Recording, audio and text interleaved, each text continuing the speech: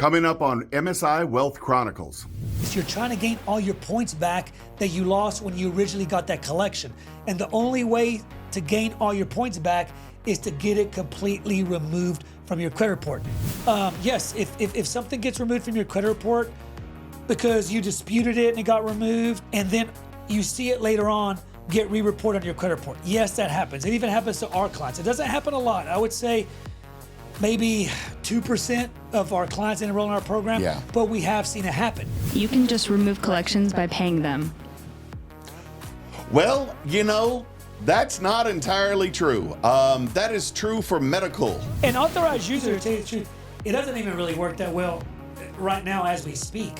I saw it take a downfall after the 2007 mortgage crash.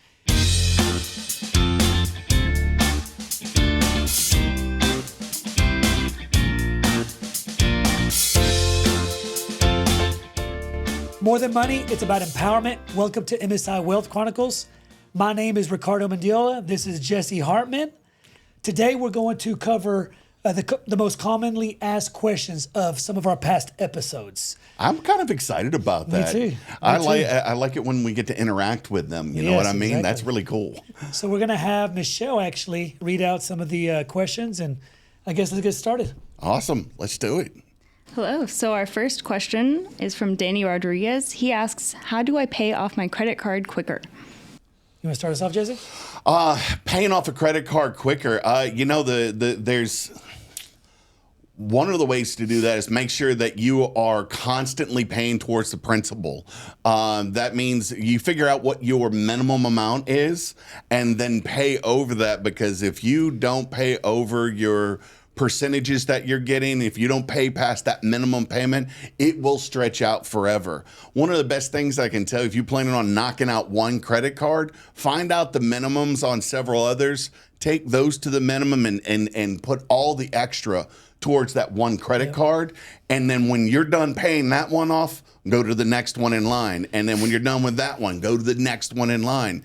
It's actually called the snowball method, because you don't ever pull back the money. You just keep transferring it to the next card.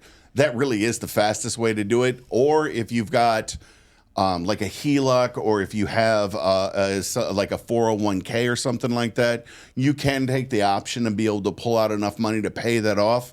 Therein lies a little bit of a trap. Now, if you pay that off and then run the credit card back up, you've just double dipped against yourself. So make sure you got to be disciplined with that. Yeah, you beat me to the punch. That's exactly what I was going to say. Is if you haven't taken Dave Ramsey, I don't know exactly what the name of the course is, but he has a financial freedom course. I would Google it, find it. A lot of churches actually offer that course. That's where I took mine. And yes, he talks about the snowball method. So it's very effective. And kind of like Jesse said, pick out the credit card that has the lowest balance. Because I know he mentions in his course that you have to have some wins underneath your belt. Sure. And by choosing the credit card with the smallest balance, you get to that first win quicker because it has the lowest balance. And then, by also paying off your lowest balance credit card, like you said earlier, once you pay off that credit card, now you use whatever you were paying on that first credit card plus the minimum payment that you were paying on that second credit card. Yep. Now you're paying a lot more on that second credit card, and it just snowballs. Yep. So, I agree with that, and exactly what you said. Also, if you were asking the question, from a different angle, versus just pay off your credit card by paying off one, focusing on one first. Yes, you're absolutely correct. Credit cards have the highest interest rate. Sure. They're going to have higher interest rates in installment loans. My whole thing when I paid off mine with a HELOC, I just did this, by the way. Yeah. And what was it? Average was your average on your 26 or 27%. Yep. And the highest was 34. Yep. Yeah. So he just did this. Jesse just paid off all his credit cards through a installment loan, which it's a HELOC. The HELOC has a 8%, 7% interest rate? 8%. Which his credit cards that he paid off through the HELOC had an average of 26. So there you go. He used a different method. He used getting an installment loan to pay off his credit card debt that had around a 25% average interest rate. So those are the two methods that we would recommend. The snowball method, Dave Ramsey, or getting some type of installment loan that has a lower interest rate than your credit card debt. If you do get the installment loan with the lower interest rate, my advice from my own personal experience, don't change what you're paying out. Yep. Because that will just increase how fast you knock down that installment loan so that you can get out of debt quicker. Yep. If you've got to back up a little bit to make sure you're inside budget, that's understandable, but try to pay as much as possible. Yep. I hope that answers your question, and we'll go on to the next one. By the way, good advice on the little wins. I mean, if y'all heard him say the little wins are good, pay off the lowest one first. Yeah. Sorry, that's it. Oh, yeah. Next question comes from Jamie B. They ask, can you remove a delinquent mortgage? Okay, I'll start off. Yes, you could remove anything from your credit report.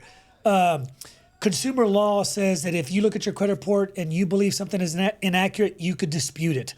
And if they don't have the information to validate that it is yours, it's considered inaccurate and it must be removed. So yes, you can remove a foreclosure. That was a question, right? A delinquent mortgage. Well, okay, so that could go two ways. Your question, if you're referencing a delinquent mortgage as a foreclosure, that's what I was talking about. Maybe I'll let you answer more about the delinquent mortgage. The other side of it would be if you're late on your mortgage. So I'll cover the foreclosure. If you have a foreclosure on your credit report, absolutely you could get that removed. You could get anything negative that appears on your credit report removed, not because I say, not because Jessie says, not because MSI Credit Solutions says, because consumer law says that. So yes, you can remove it, but I will make you aware of something. And I know this because I'm also a licensed realtor. My wife is a loan officer, and that's this. So let's say you have a couple collections and you have a foreclosure on your credit report. You hire MSI to remove, to attempt to remove some of those collections and possibly that foreclosure. And let's say we are successful and we are able to remove that foreclosure. And let's say your whole goal was to remove that foreclosure and some of those collections to increase your credit score to be able to buy another house. Well, guess what? You still might not be able to buy that house, even though that foreclosure is not on your credit report, because a mortgage company runs something separately from from actually running a credit report. One of the things that they pull, I think, is like a Cavers report, Cavers or something like that. Don't quote me on the name. And then a fraud report. Okay, those two things, those two reports, will actually pull all types of data. One of the data that it pulls is if you've had a foreclosure. So we've had clients before that we get their foreclosure removed. They go to buy a house. The foreclosure is not on their credit report. Their scores are higher. They think they're going to qualify for the mortgage. And then they find through those other two reports, the loan officer finds that you had that foreclosure and they get denied. Yeah. Okay. So even though we get it removed from your credit report, if you're trying to get it removed from your credit report, the foreclosure that is, to be able to qualify for a home, it could still affect you where you don't end up buying the home because they might find the foreclosure in the other two reports. So if your question was, hey, I'm behind on my mortgage, can you help me get those late payments, I guess you might be asking, deleted from my credit report? I'll let Jessie answer that. If you've got late payments on your mortgage, can you get them removed? Again, yes. Anything that's inaccurate, you can have removed from your credit report. One of the things I encourage, if you're doing, especially with late pays, typically, like my experience with late pays for mortgages is the payment didn't go through because of some kind of glitch in the system. There's a problem with the bank. There are things that happen, and these happen all the time. They're a known issue that's out there. When this happens, when you go to dispute that kind of thing, or you have somebody dispute it for you, you really want to make sure that you know what happened and are able to articulate that in the message.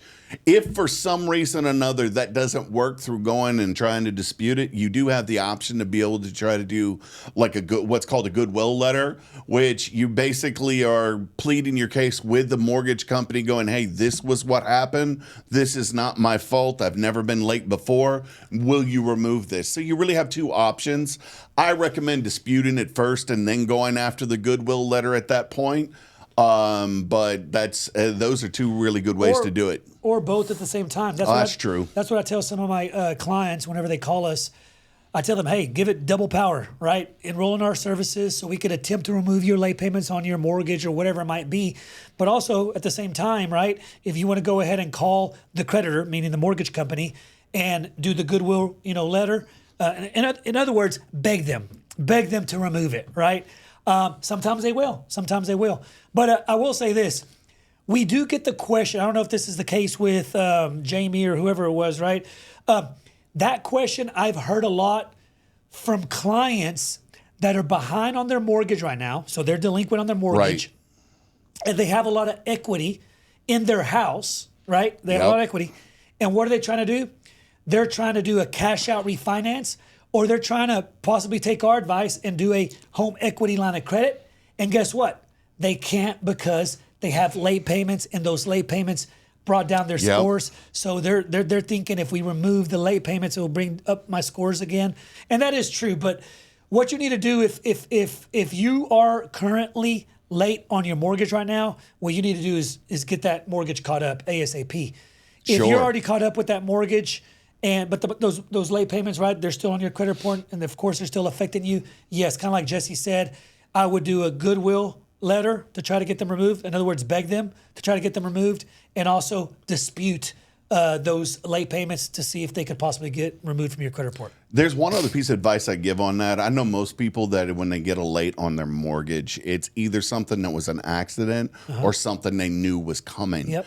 If you've got equity in your house and you know that is coming, I would go ahead and be proactive. Inaction is the worst thing you can do with your credit. When you know something's coming and you don't do something about it because you're hoping, maybe I'll do this, maybe I'll do that. No, go ahead and act. Get that HELOC, do that type of thing, catch that up, and then keep it up, and that usually will help out.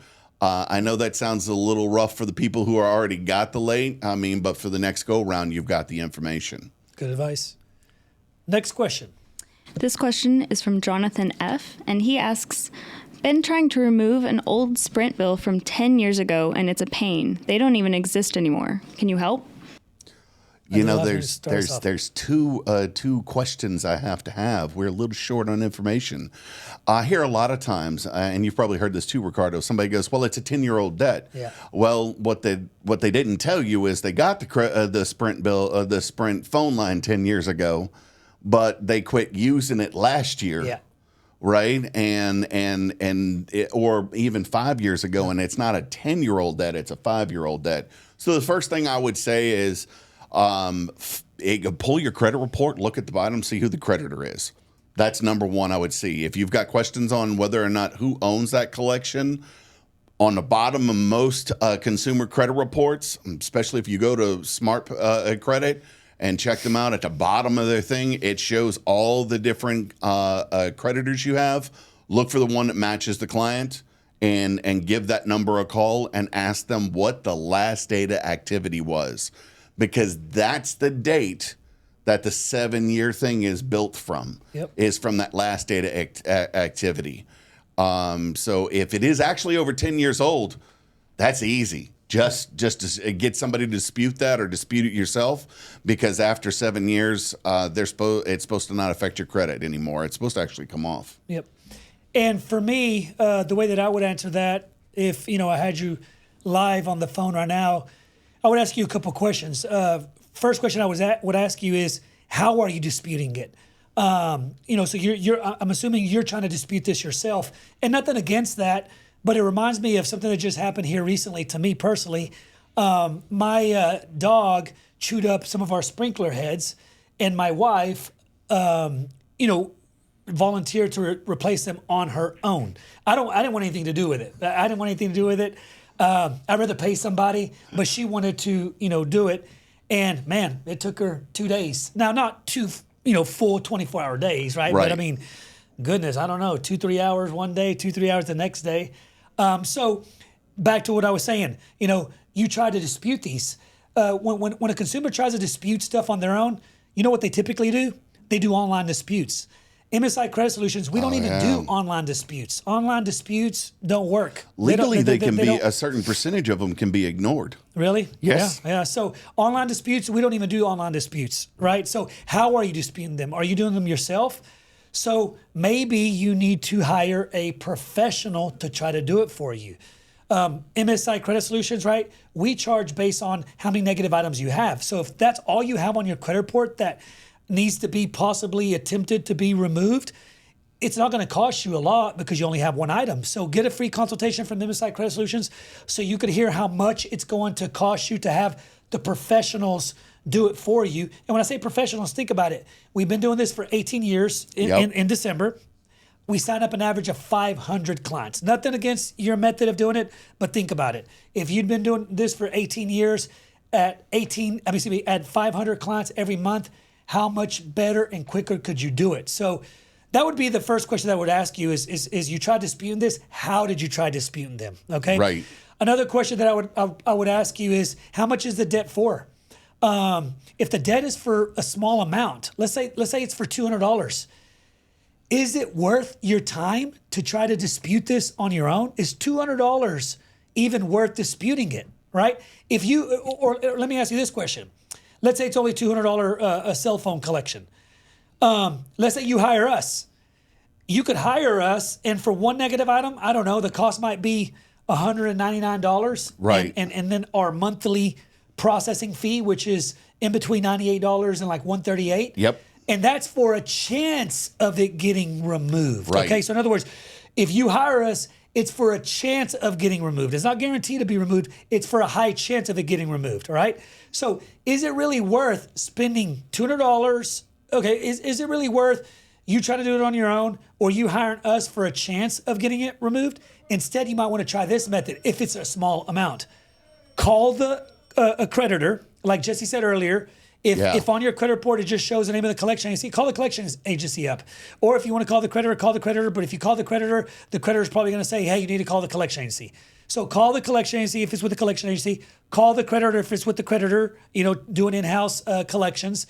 Call them and attempt to do a pay to delete. Hey, Mr. Verizon, if I pay this $200 collection, will you remove it from my credit report? Me personally, if it's $200, and the creditor or the collection agency says, yes, I will remove it from your credit report if you pay this, and it's only $200, I would rather do that, pay it, be done with it, and not even try disputing it yourself. How much time have you already spent trying to dispute it yourself, right?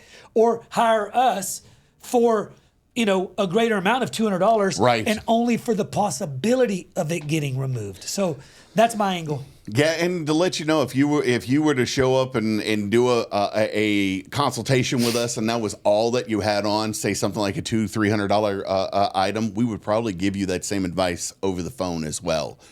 Because try that first before you go our route. If it's a low amount. If it's a low amount. If it's a high amount, right? If it's $2,000 phone bill collection, I personally would hire a professional to dispute that for you because we charge really based on how many negative items you have.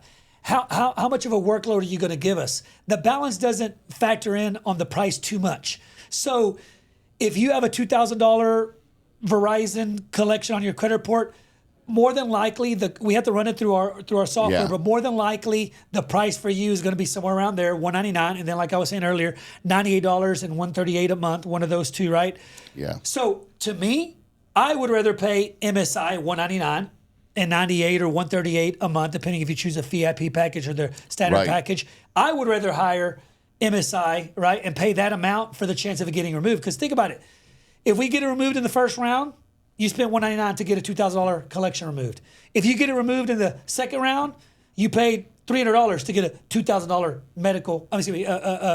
Verizon bill or whatever it might be, collection removed. If we get it removed in the third round, you spent $400 to get a $2,000 phone bill collection removed. So it all depends on how much the debt is for, on which angle I would take. So what I would do if I was you, go to our website or go to any of our social media platforms, go to the link, fill out the free consultation form, and get a free consultation from us, is what I would say. Yep, I agree. Next question. You kind of answered this, but Pharaoh L kind of asked, what is a pay for delete letter? Okay, so I'll start us off on this one. Sure. So pay delete is kind of, we touched up, like Michelle said, a little bit on it. It's whenever you call the creditor up or you call the collection agency up, and you're basically telling them, if I pay this, will you remove it from my credit report completely? Because if you don't do that, we all know, well, most of us know, that they won't remove it from your credit report completely. Right. All they will do is update the balance to zero. Where it said outstanding collection, they'll update that now to paid collection, but a paid collection still affects your scores. So to try to get it removed completely from your credit report to gain all the points that you lost when you originally got that collection, right. That's what the pay to delete is. You're trying to gain all your points back that you lost when you originally got that collection.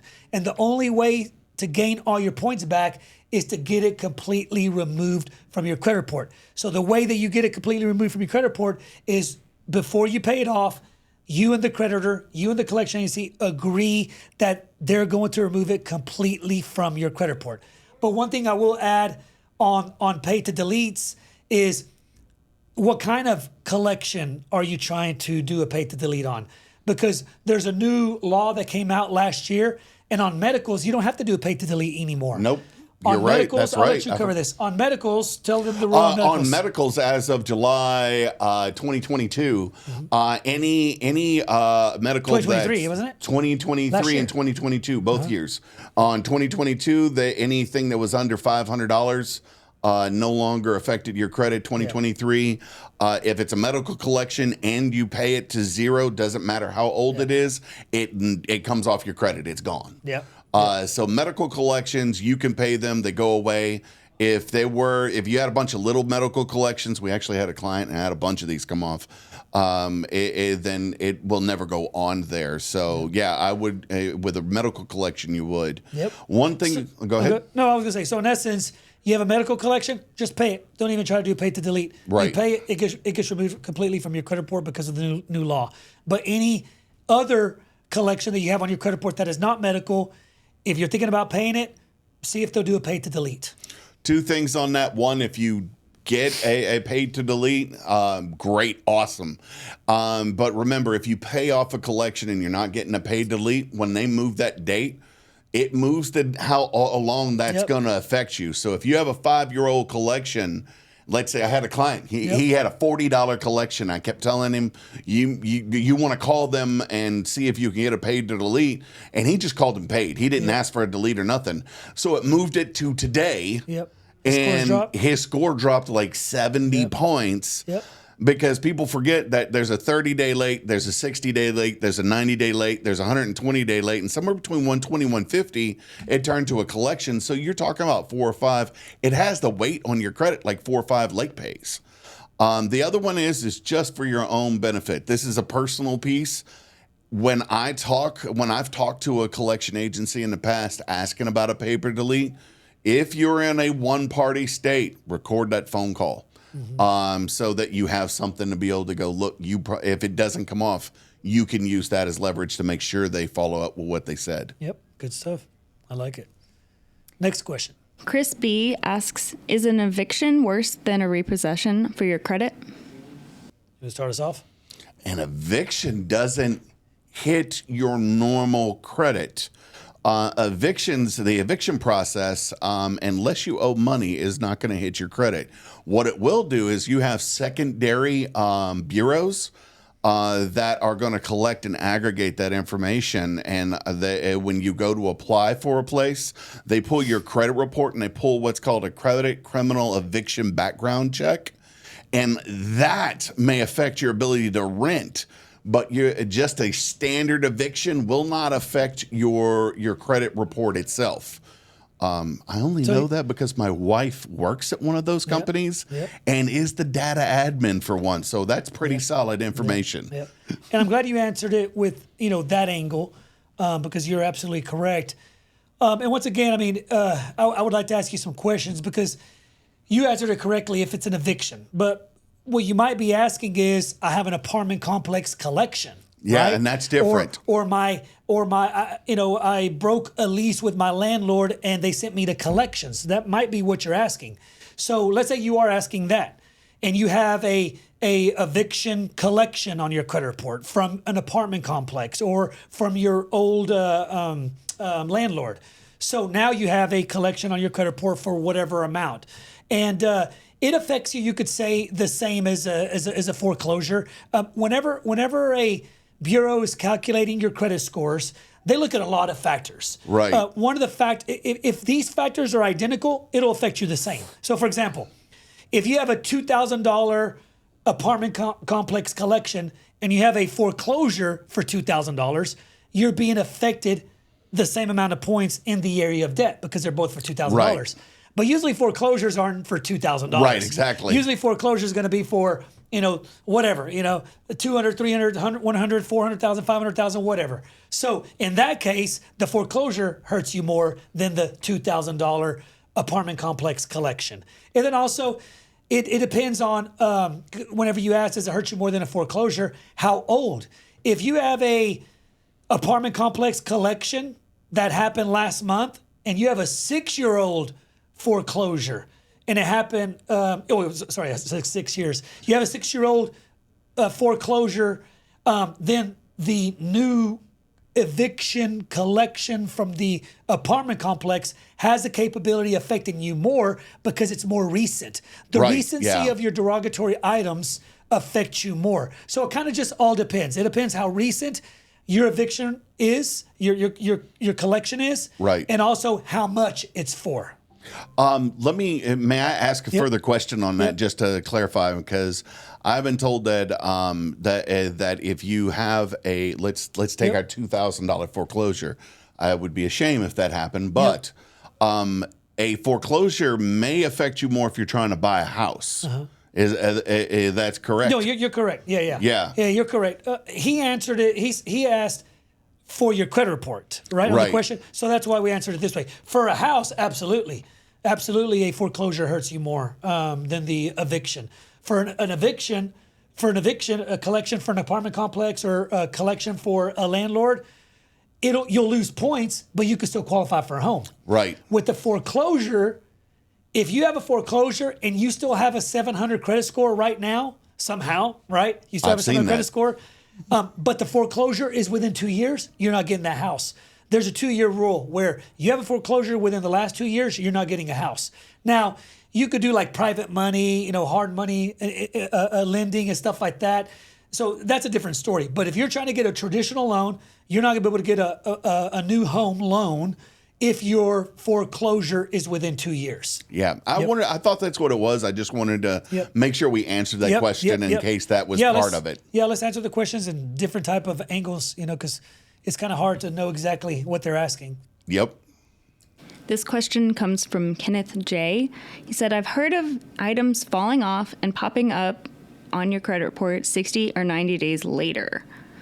So yes, that's very, anything is possible. A lot of scenarios. Yeah, anything is possible.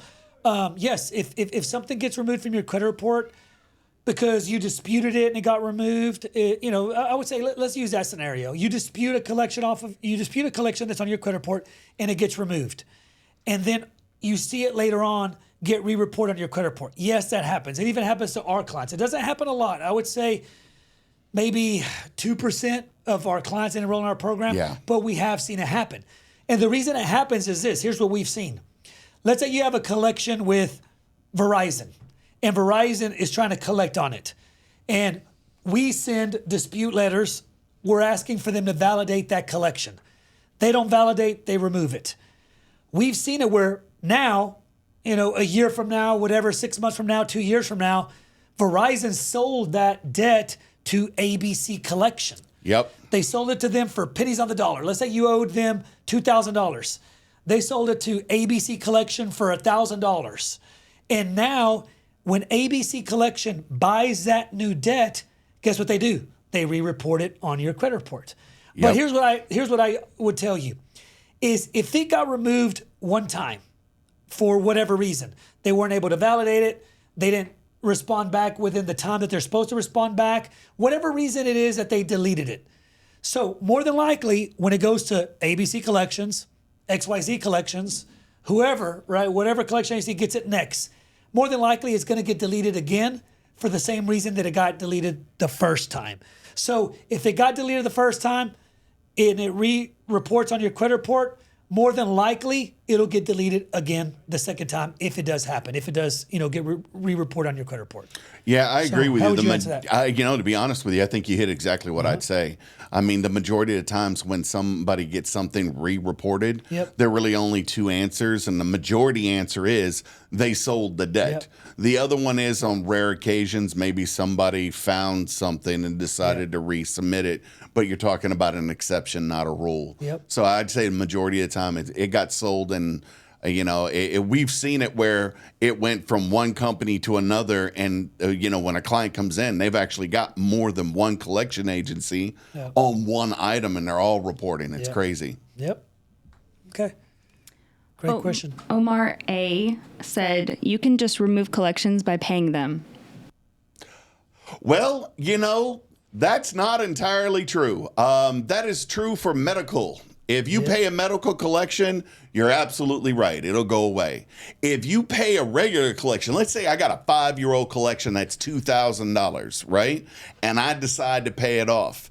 What most people don't realize is that the money's not the big point. You pay that off, it becomes a $0 collection, and it's a paid collection, but it's $0. The reason it moves forward is because the date of an account, the 7-year thing everybody talks about, starts at your last date of activity. If your last date of activity is today, it's going to be 2031 today and 2031 before it goes away. So can you just pay it off and make it go away? If it's a medical collection, or if you get a pay for delete, those are really the only two ways for that to happen. Some companies have an internal policy. I've seen that a couple of times. You pay it off, it goes away. But that's happening less and less because of all the arguments around how reporting needs to be handled. And that's what I would say, too, to piggyback on what you said. False, false, false. No, you pay off a collection. It is not guaranteed for it to be removed. The only time it's guaranteed to be removed is with the medical, or if you do get a pay to delete. And pay to deletes are very, very, very difficult. We do that for our clients. We tell them that the best times to do a pay to delete, whenever it's a client that's actively enrolled in our program, is if any of your collections that we're working on get validated. They get proven to be yours. Because when they get proven to be yours, when they get proven to be reporting accurately on your credit report, and they get, in other words, validated, we no longer dispute those, okay? We follow the law. We don't do frivolous disputes. We no longer dispute those. They get frozen, you could say, and we no longer dispute them. That is a good time to attempt to do a pay to delete. And when we attempt, the professionals, to do a pay to delete on those validated accounts on our clients' collections, we have like a 5% or less percentage of the creditors or collection agencies saying, yes, we will do a pay to delete. They typically say about 95% of the time, no, we cannot. And we understand why. Okay, put yourself in the shoes of the lenders. All right, don't think about the consumer. The scores are for lenders. The scores were created so they could calculate a consumer's credit worthiness. All right, so the scores are for lenders, not for a consumer. So put yourself in the shoes of a lender. If you are a bank, you are a lender, and you have a bunch of hard-earned money, or not even hard-earned money, it's money that you're letting people borrow from a line of credit that you earned, okay? So imagine this. Would you like the collection agencies, would you like the creditors to completely remove a collection from someone's credit report after they pay it? In other words, someone comes to you and you deny them. Okay, you deny them because their scores weren't where they needed to be. Their credit worthiness wasn't where it needs to be for you to give them a loan with your hard-earned money, and you deny them.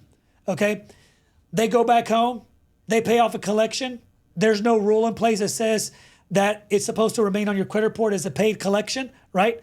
So it gets removed from their credit report. Their scores go up. They come back to you tomorrow. You pull their credit scores again, and now they're a 700. Should they be approved when they weren't approved the first time? I don't think so, because it's not calculating their true credit worthiness. the way that the scores were created is they want to see your full history. When you pay a collection, they're going to update it to a paid collection. But the lenders still want to know if you ever got a collection. So false paying off a collection is not guaranteed to get it removed from your credit report. Sorry.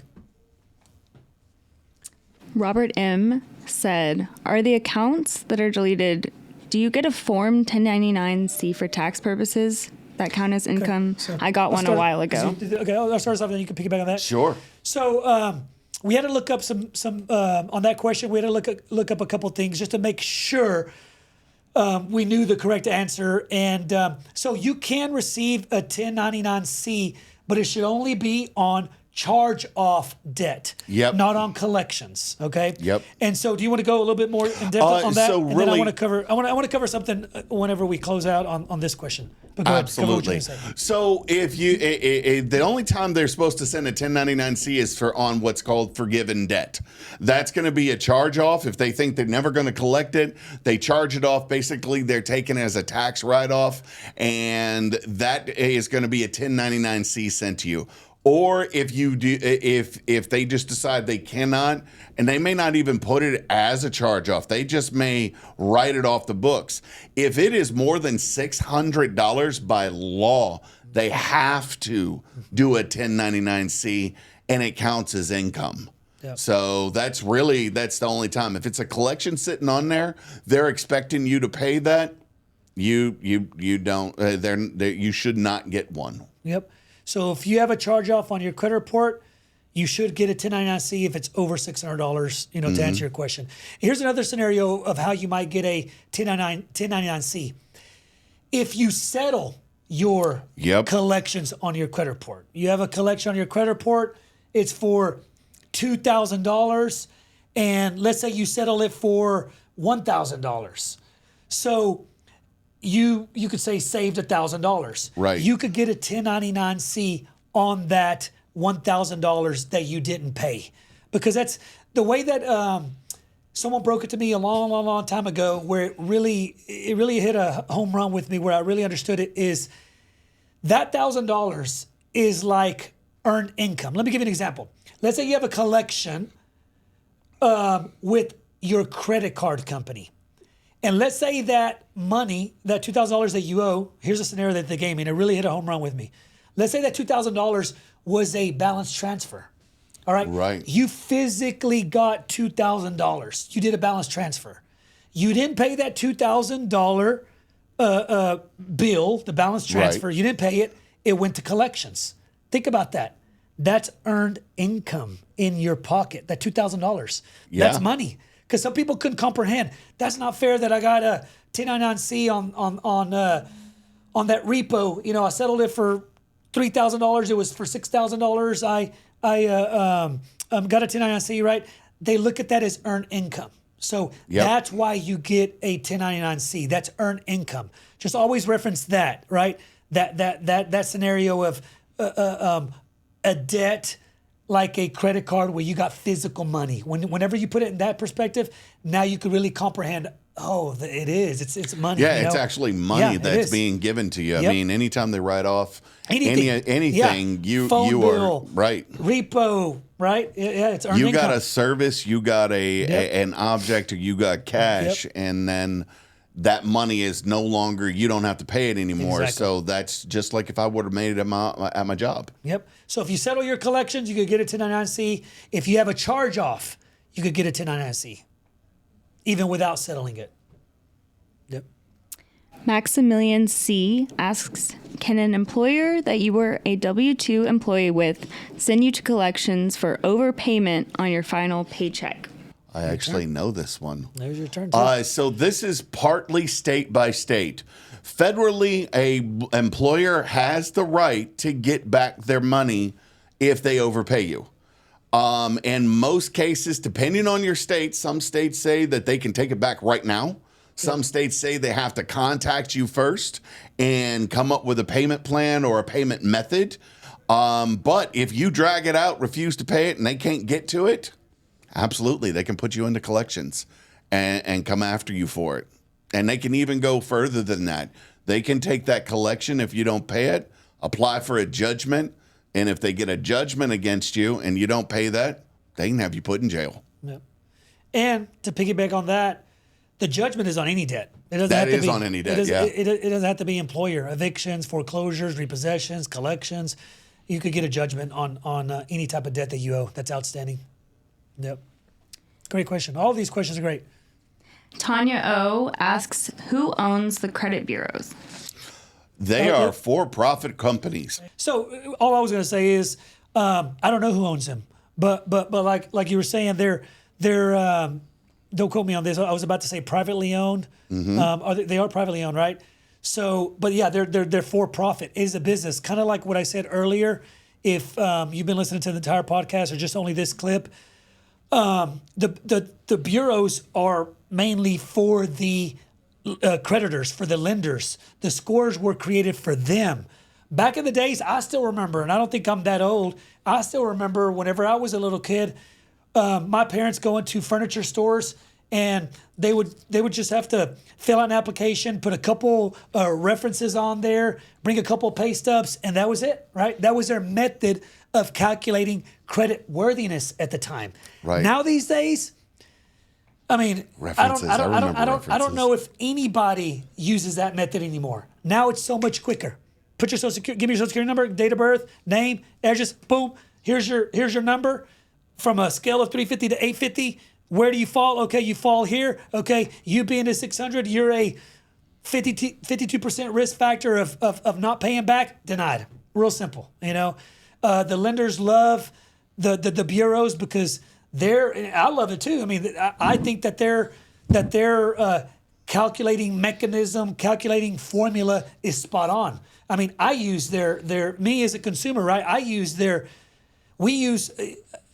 their credit formula probably for a lot of different things, but the two main things that I use them for is when we hire here at MSI, we look at your credit. Yep. We look at your credit.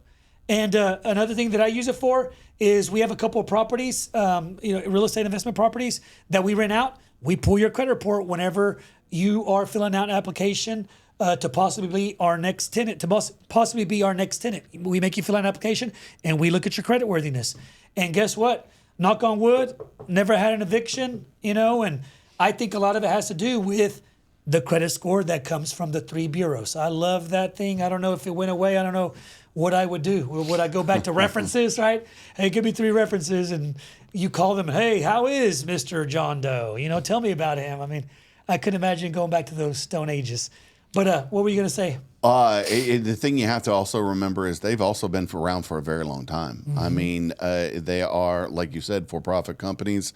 They do have an oversight committee that it is a House through I think it's the House of Representatives has a oversight committee. So they do have somebody looking down on them from the government, but so do almost every industry out there, to be honest about it. But if you really want to be shocked, I mean, the oldest one's 1899. Wow. That's how far back they go. So, I mean, that's a long time. Yeah, nice. YD says, when you say remove a collection, do you mean that you don't have to pay it anymore? When a collection is removed, when the information is found that it's false, then it's removed. It's like it never was there. Yep. So as far as paying the collection, is it possible they're reporting it wrong and you still owe the money to them? Well, I mean, if you're working with credit card company ABC and they put you in collections and they did something wrong, you get it removed, they may not put it back on your credit again. They may not have the information to put it back on your credit again. But if you want another credit card from them, they're probably going to ask for their money before they do. So that's kind of a great question at that point. Yep. And what I would say about that is I'll relate it to criminal law. Criminal law and credit law is almost the same. Think about this. You get charged, not convicted. You get charged of something and you dispute it. You plead not guilty. You do it yourself or you hire an attorney. And they're not able to provide evidence. What happens? You don't get convicted of it. Right, absolutely. It gets removed. Is it anywhere found on your record? No. It gets completely deleted. You were not convicted of it. So with credit, it's similar. When it goes on your credit report, I guess you could say, if I wanted to relate it to criminal law, you could say, I guess you've been convicted, right? But it's kind of reverse with credit, right? It goes on your credit report. You could say that you've kind of been convicted, but you have the right to challenge it. That's consumer law. You have the right to challenge it. And if they don't have everything that the consumer law says that they're supposed to have, respond back within a certain amount of time, if they don't have validation, blah, blah, blah, there's so many things that they need to have for it to be accurately reporting on your credit report. If they don't have that information, just like Jessie said, it gets deleted. It's like it never happened. It doesn't exist, just exactly like criminal law. Yep, so great question. Peter S. asked, so is removing 2 sources of credit the same as removing 2 collections? Wouldn't that hurt your credit score? So I'll answer it the way I understand it, then you answer it however you understood it. I'm taking it as I have 2 collections. Will getting those collections removed help me more than if I just remove one? And the way I'll answer is yes, it will. So every negative item that you have on your credit report, you could say it's affecting you in multiple aspects. It's affecting you because a collection is considered negative payment history. Right. Payment history is 35% of your score. Absolutely. So if you have 2 collections, you're being hit in the area of 35% payment history twice. Right. Because you have 2 negative payment history marks. All right. And then collections also affect you in the area of debt. Yep. Let's say both of those collections have debt on your credit report. They both have debt. So they're affecting you also in the area of debt. And then also the bureaus look at they look at the recency, right? How old the collections are. So yes, if you have 2 collections, you get one removed, your scores are going to go up. You get the second one removed, your scores are going to go up again. So if that's the question kind of you were asking, yes, remove a collection, your scores will go up. Remove the second one, your scores are going to go up again.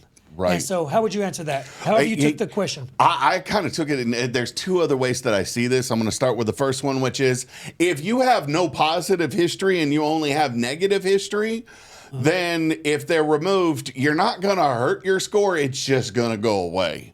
If I have 2 collections and nothing else on my credit, then I'm going to have an uncalculable score. Not a 0, not a 350, not an anything. So my advice is if you don't have anything positive running on your credit, get something positive and remove the negative items. That's the first way I see it. Okay. The other one is whether or not removing a collection removes something good for your credit. Remember, a collection affects your payment history negatively. Your amount owed, you have a negative amount of money, but you don't have any balance. You don't have a limit. You have a balance and no limit. With a normal credit card, let's say you have $1,000. If you put $500 on it, you're 50% utilized, right? Well, if you've got a $1,000 collection, you're already maxed out on that particular item. So it doesn't positively help you in the amount owed, the payment history, the length of history it doesn't help you out in. So I would really say no. If you remove 2 collections, you can really do nothing but in the long run positively affect yourself. But my advice goes back to that positive history. If you don't have a positive history, it's not going to help either way. You want to remove that collection and start building that new history. Okay? Good stuff. Yep. Anthony A. says, I have a repo that the lender is still reporting as missing payments after 4 years. Is that legal? Your turn. As far as missing payments, I'm going to you may answer this differently. I'm gonna say this sounds like a late payment type of thing, but if it's a late payment kind of thing, up to 7 years from the day you were late, absolutely. If it's a collection kind of thing and you have a repo, yeah, to be honest with you, when they repossess that, they're gonna sell it off at auction, and then whatever money they make at auction, they're gonna put towards what you owe. And then you're going to owe the rest, or you're going to get a 1099-C. Do you hear something? That's kind of ambiguous. Yeah, I need to know more. Can you repeat the question, please? I have a repo that the lender is still reporting as missing payments after 4 years. Is that legal? So the way that I would take that is maybe they see a repo on their credit report. Okay, let's just pretend here, Santander, creditor name, where it talks about type of account, installment. Somewhere on there it says repossession, but then where it says 30, 60, 90, where it shows your payment history, what I'm getting the question as is maybe they see under their payment history the late payments, Right. the late payments that led to a repo. Because once you have a repo, they should not be reporting you late anymore. You've already hit rock bottom. Rock bottom is the repo. So let me just give you an example. You get a car, you pay late, right? This is leading to a repo.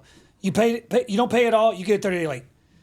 You don't pay it all the second month, you get a 60-day late on your credit report. It'll show on your credit report.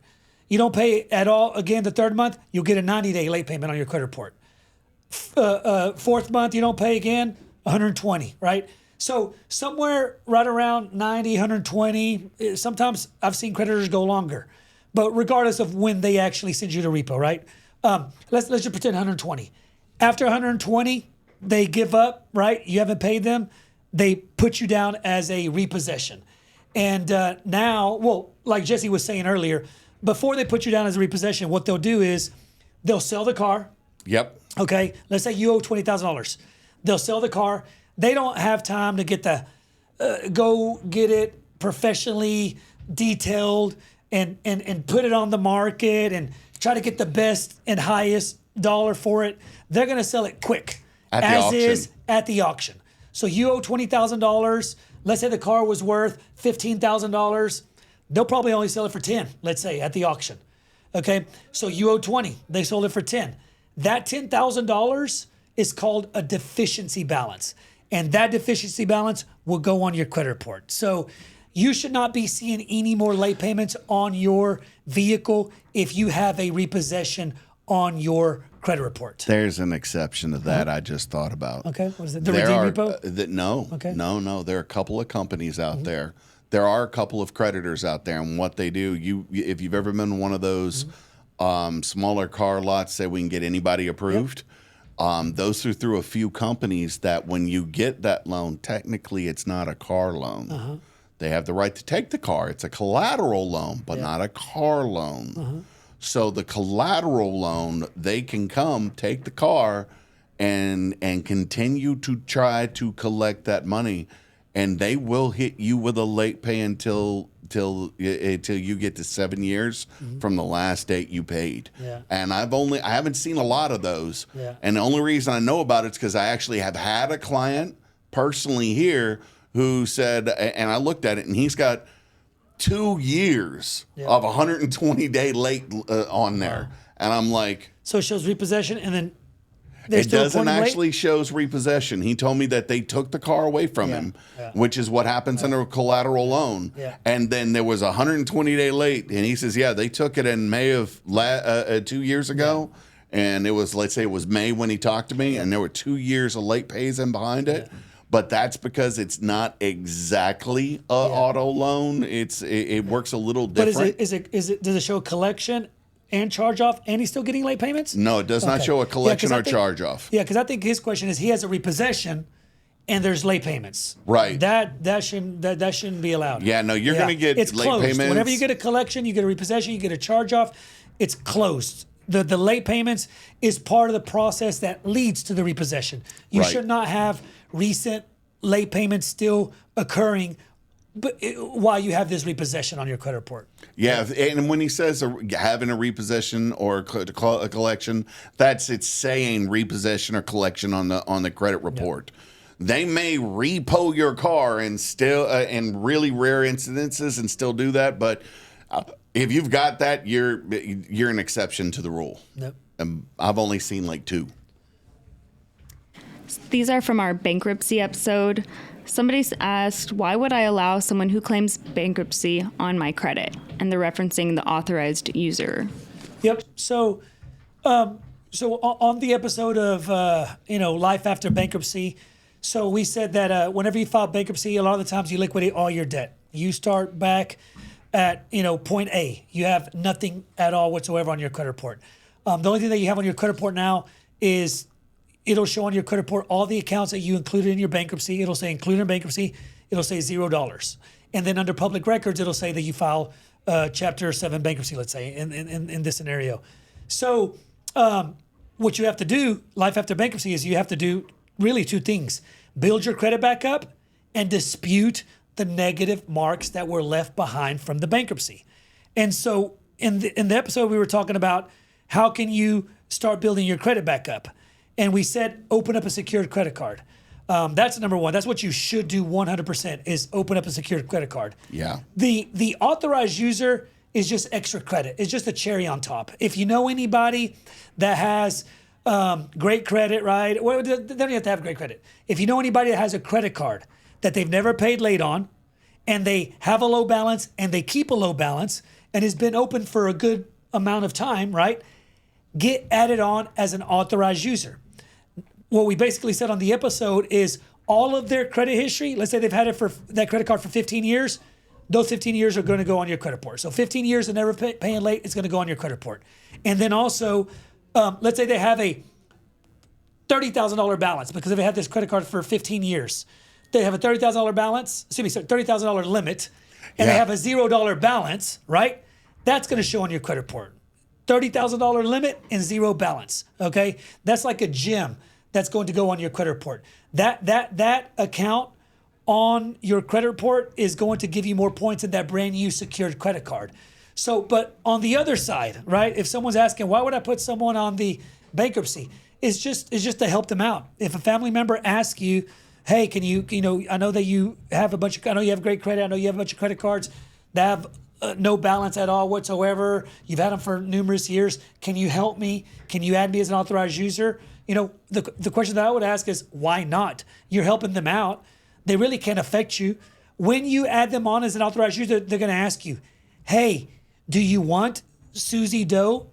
Do you want us to give her a credit card? Just tell them no, right? You just tell them no, you don't want a credit card sent to her. So all she's doing is basically borrowing your credit. Why not let someone borrow your credit? A loved one, right? I wouldn't do it. I wouldn't add a total stranger as an authorized user. Oh no. The other day, what happened? I don't know what happened, but somehow I started digging because I was on the phone with the credit card company. I totally forgot. I did this years ago. I added my niece Anna, to my one of my credit cards. I totally forgot that I did that, but it probably happened years ago where I did that. Right. And the question that I would say is, why not? Why not? Regardless, I was just trying to help out my niece to build her credit. That's why I did it. She's right. I think she's 30 now. She just had a birthday. But I did it for the purpose just to help her build her credit because whenever she turned 18, she had no credit, right? But if it would have been the scenario of she filed bankruptcy, she needs help building her credit back up, and I could help turbo speed that, why not do it? It's not going to affect me. Why not? That's Right. what I would say. I'd go with the same thing. I mean, the reason why you would do it is that's the reason To help when I them. tell people all the time, if you've got a close, and I hear that word, close friend, really close friend or a family member, I have maybe 2 or 3 people total that I would do that for personally. Mm-hmm. But if they came up and asked me, I'd sit down and have a conversation with them, and find out what's going on, and then I would help them out. Absolutely.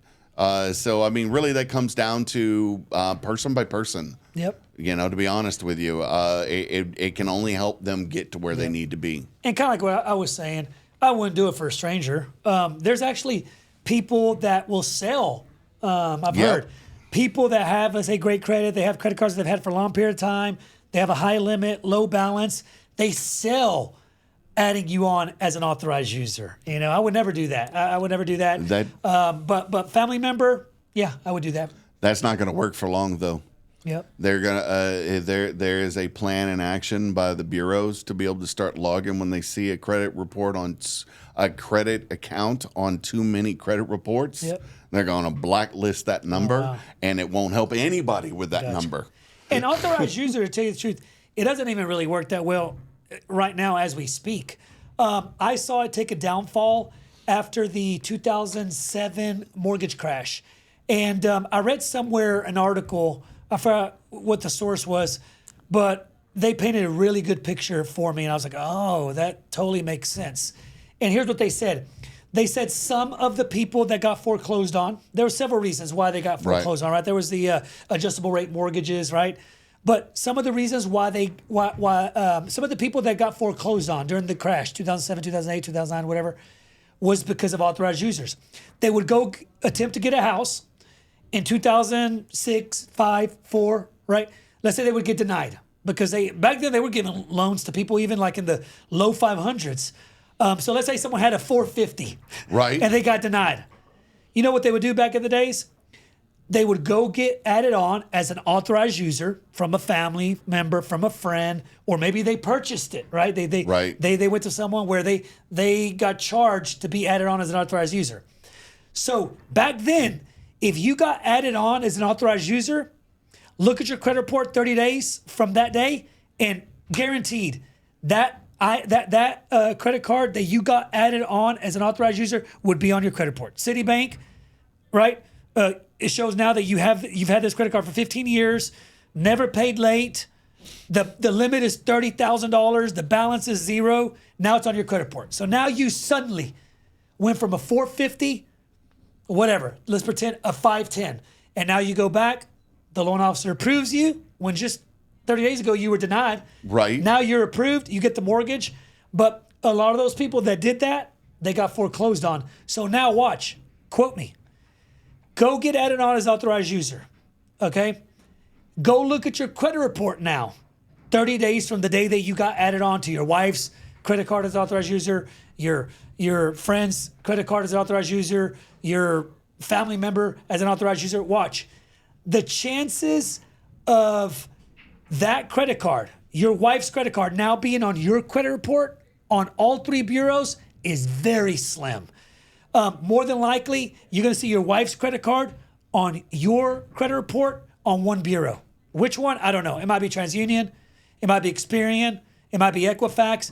But very rarely, if you get added on as an authorized user, will you see all three bureaus give you that credit 30 days from the day that you got added on. So authorized users, it's almost getting, it's like, I don't even pitch it anymore. I don't like life after bankruptcy, right? Yeah. When someone says, what's life after bankruptcy? I skip authorized users sometimes. I say, open up a secured credit card and dispute the negative marks that were added on from the bankruptcy. I would say 95% of the time, I don't even mention the authorized user.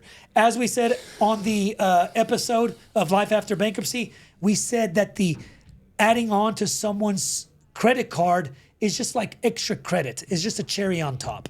So anyways, hope that answers their question. And how would you answer it? No, you hit it on the head. I mean, and to back up your statement where it's getting not as effective, companies like American Express, I've seen a lot of American Express where you add somebody as an authorized user and they actually give them their own account number, and they don't give the full history. Okay. So I've seen some changes in how that works. And it makes sense. It was cheat code. It was cheat code. Anything that's a cheat code typically, gets caught and they change it. That was a cheat code. You could get added on as an authorized user today, 30 days from now.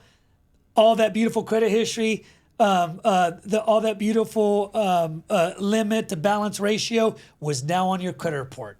That was cheat code. It's going away.